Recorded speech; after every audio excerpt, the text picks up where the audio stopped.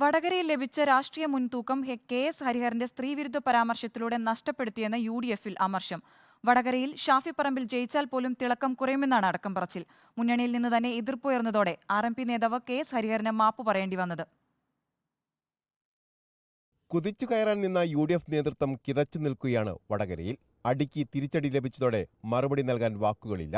കാഫിർ പരാമർശത്തിൽ പോലീസ് അന്വേഷണം ഇഴഞ്ഞതോടെ വ്യാജ നിർമ്മിതിയുടെ ഉത്തരവാദിത്തം CPIM-ലേക്ക് ചൂണ്ടുമ്പോഴാണ് കെ.എസ്. ഹരിഹരന്റെ വാവിട്ട വാക്ക്. പ്രതിപക്ഷ നേതാവ് വി.ഡി. സതീശൻ പങ്കെടുത്ത പരിപാടിയിലെ സ്ത്രീവിരുദ്ധ പരാമർശത്തിൽ യു.ഡി.എഫ് നേതൃത്വം തീർത്തും പ്രതിരോധത്തിലാണ്. തെരഞ്ഞെടുപ്പ് പ്രചാരണ ഘട്ടത്തിൽ തനിക്കെതിരെ സ്ത്രീവിരുദ്ധ പരാമർശം നടക്കുന്നുവെന്ന കെ ശൈലജയുടെ ആരോപണത്തിൽ ഒരുവിധം മറുപടി നൽകി പ്രതിരോധം സൃഷ്ടിക്കുന്നതിനിടെയാണ് തിരിച്ചടി. ആർ.എം.പിയുടെ മുതിർന്ന അംഗത്തിൽ നിന്നുണ്ടായ പരാമർശത്തെ ഏതാണ്ട് മുഴുവൻ നേതാക്കളും തള്ളുമ്പോഴും ജാള്യത മറയ്ക്കാനുള്ള ശ്രമത്തിലാണ് യു.ഡി.എഫ് നേതൃത്വം. ഹരിഹരൻ നിർവ്യാജം ഖേദം പ്രകടിപ്പിച്ച് മാപ്പ് പറയുമ്പോഴും രാഷ്ട്രീയമായി കനത്ത തിരിച്ചടിയാണ് യു.ഡി.എഫിനുണ്ടായത്. തെരഞ്ഞെടുപ്പ് വിജയമുണ്ടായാൽ പോലും ശോഭ കെടുത്തുന്ന പരാമർശത്തിൽ കടുത്ത അമർഷവും യു.ഡി.എഫിനുള്ളിലുണ്ട്. A K. Abhilash, in reporter, Kozhikode.